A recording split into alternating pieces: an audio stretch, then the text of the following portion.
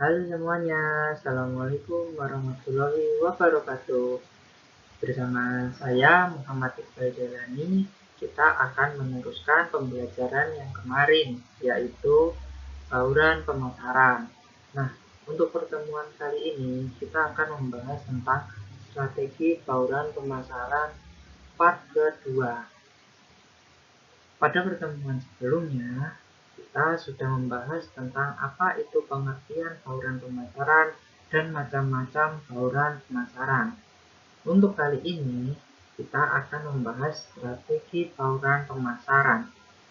Untuk supaya lebih paham, teman-teman semua, mari kita saksikan video dan perhatikan video ini dengan cara yang seksama, supaya tidak ada pertanyaan ataupun kebingungan dalam memahami strategi bauran pemasaran mix. Yuk kita lihat bersama-sama. Ya, jadi strategi bauran pemasaran itu ada 4 tahapan. Apa aja sih 4 tahapan itu? Nah, yang pertama ada strategi produk, strategi harga, strategi tempat atau saluran distribusi, ada juga strategi promosi. Jadi, dalam bauran pemasaran ada 4 tahapan yang harus dilalui untuk melakukan bauran pemasaran tersebut. Jadi, seperti itu.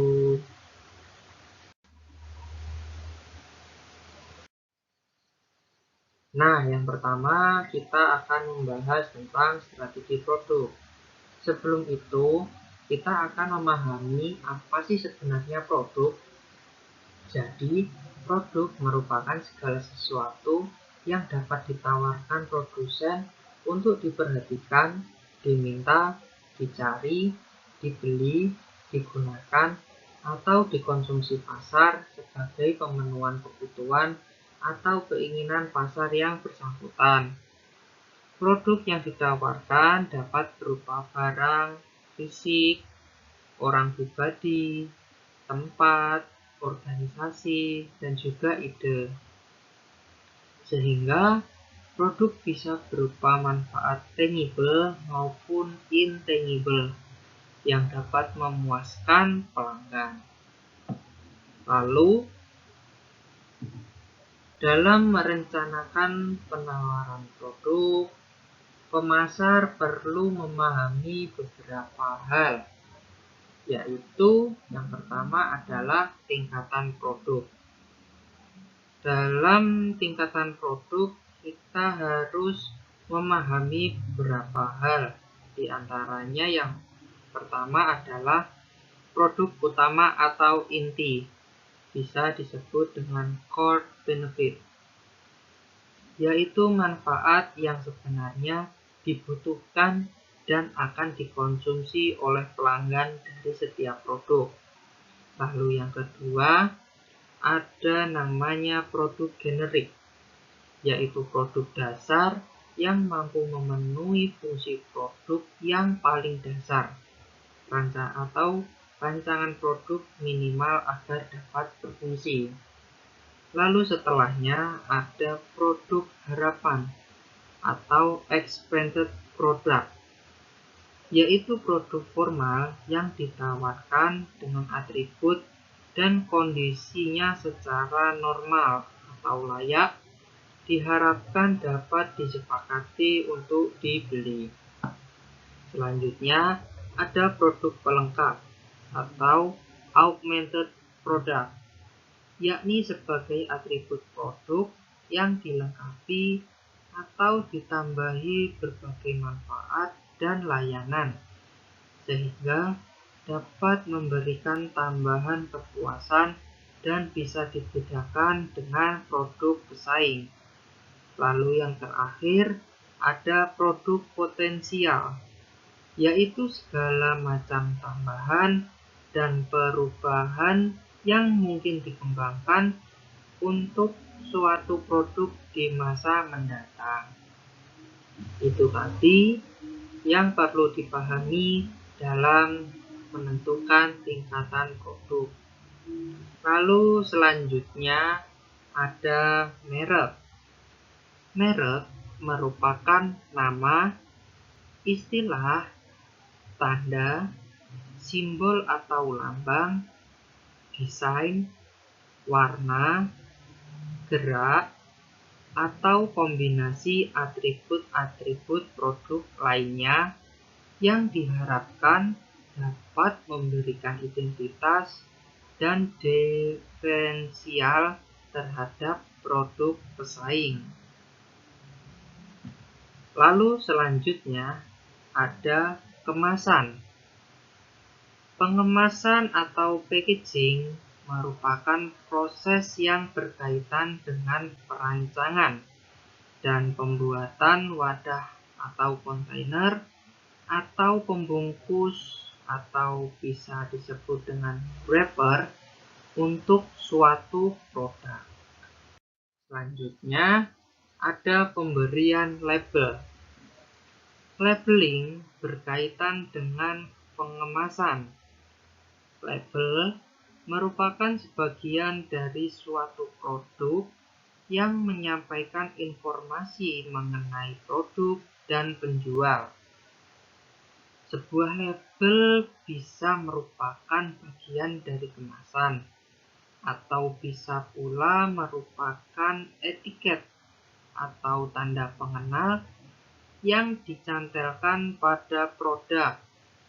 Secara garis besar, terdapat 3 macam label, yaitu ada brand label, descriptive label, dan grade label. Lalu selanjutnya ada pelayanan. Pelayanan produk apapun tidak terlepas dari unsur jasa atau layanan. Baik itu jasa untuk produk inti maupun jasa sebagai pelengkap. Layanan pelengkap diklasifikasikan menjadi 8 kelompok, yaitu informasi, konsultasi, order taking, hospitality, car taking, inspection, billing, dan pembayaran. Lalu yang terakhir adalah jaminan. Jaminan sendiri adalah janji yang merupakan kewajiban produsen atas produknya kepada konsumen, di mana para konsumen akan diberi ganti rugi bila produk ternyata tidak bisa berfungsi sebagaimana yang diharapkan. Jaminan bisa meliputi kualitas produk, reparasi, ganti rugi, dan lain sebagainya.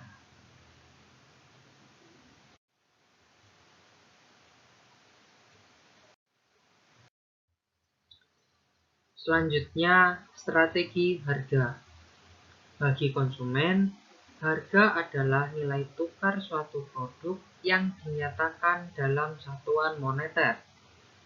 Penilaian konsumen berdasarkan dari tampilan fisik produk atau tangible produk dan tampilan non-fisik produk atau intangible. Strategi harga bisa dilakukan perusahaan melalui penetapan harga dengan metode yang tepat. Metode penetapan sendiri telah dijelaskan pada pertemuan sebelumnya. Lalu, apa sih tujuan dari strategi penetapan harga? Penetapan harga bagi perusahaan memiliki tujuan sebagai berikut.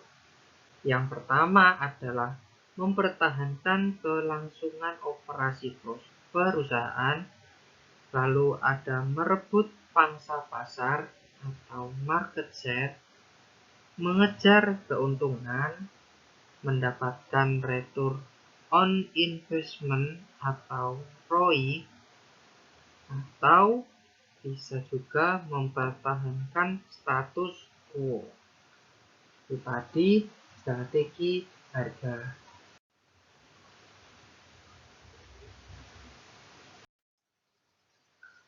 Nah, setelah mempelajari strategi harga, maka selanjutnya adalah mempelajari strategi tempat atau saluran distribusi.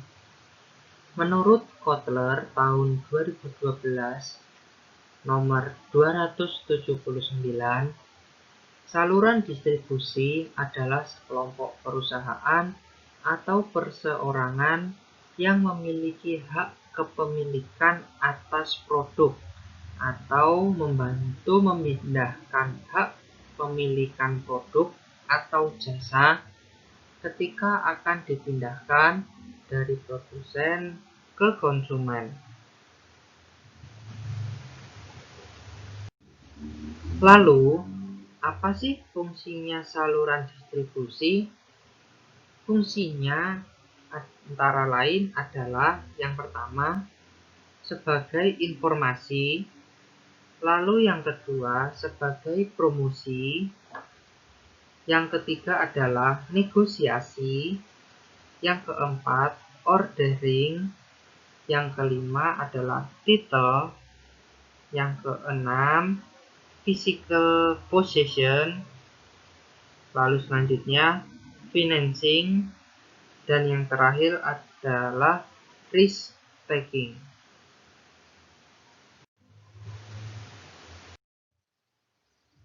Nah, yang terakhir adalah strategi promosi. Pada hakikatnya, promosi adalah suatu bentuk komunikasi pemasaran. Yang dimaksud komunikasi pemasaran adalah aktivitas pemasaran yang berusaha menyebarkan informasi, mempengaruhi atau membujuk dan atau mengingatkan pasar sasaran atas perusahaan dan produknya agar bersedia menerima, membeli, loyal pada produk yang ditawarkan perusahaan yang bersangkutan. Komunikasi pemasaran atau marketing communication adalah salah satu dari 4 elemen besar dari bauran pemasaran atau marketing mix yang dimiliki perusahaan. Lalu, dalam strategi promosi terdapat 2 hal di dalamnya. Apa aja 2 hal itu? Nah, ada bauran promosi dan ada juga media promosi. Di dalam bauran promosi terdapat periklanan. Periklanan merupakan bentuk presentasi dalam promosi non-pribadi tentang ide, barang, dan jasa yang dibayar oleh sponsor tertentu. Lalu ada personal selling. Personal selling merupakan presentasi lisan dan percakapan dengan satu calon pembeli atau lebih yang ditunjukkan untuk menciptakan penjualan. Lalu ada publisitas, di mana merupakan pemberitahuan secara komersial di media massa atau sponsor secara non-pribadi dengan tujuan mendorong permintaan atas produk jasa dan ide perusahaan. Lalu ada promosi penjualan, di mana merupakan kegiatan pemasaran selain periklanan, personal selling, dan publisitas yang mendorong pembelian barang oleh konsumen. Kegiatan promosi penjualan diantaranya pameran, peragaan, demonstrasi, dan sebagainya. Lalu ada media promosi, di mana media promosi adalah sarana yang digunakan untuk mengkomunikasikan suatu produk atau jasa atau image perusahaan maupun yang lain untuk dapat dikenal masyarakat secara luas. Beberapa media promosi yang sering dilihat baik secara langsung ataupun tidak langsung antara lain poster, billboard, baliho, banner, maupun kaos. Itu tadi adalah strategi promosi. Nah, itu tadi adalah penjelasan dari strategi bauran pemasaran atau bisa disebut dengan marketing mix. Untuk selanjutnya, semoga video pembelajaran kali ini bisa membantu kalian memahami apa yang dimaksud dengan bauran pemasaran atau marketing mix. Untuk itu, apabila ada yang ditanyakan, bisa langsung menghubungi melalui via WA. Untuk itu, saya sampaikan terima kasih dan sampai jumpa kembali. See you, bye-bye.